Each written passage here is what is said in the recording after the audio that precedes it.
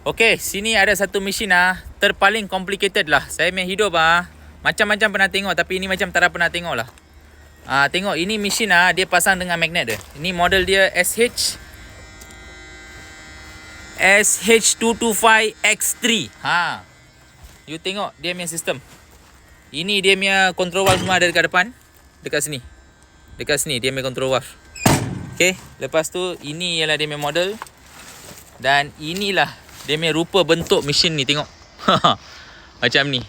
Tak pernah saya tengok mesin dia orang pasang magnet untuk mesin macam ni lah. Tapi orang Jepun memang kepala otak dia orang memang betul-betul kepala otak Jepun lah ni.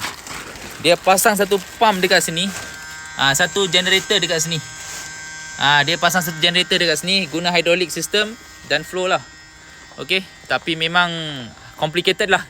Kita dah cuba troubleshoot mesin ni, atas, bawah, kiri, kanan, depan, belakang, semua pun sudah cari. Sampai lubang cacing kita cari, tapi tu cacing tak ada jumpa. Tak ada jumpa. Nanti kita tengok macam mana nak modify sistem ni lah kepada sistem magnet yang local punya.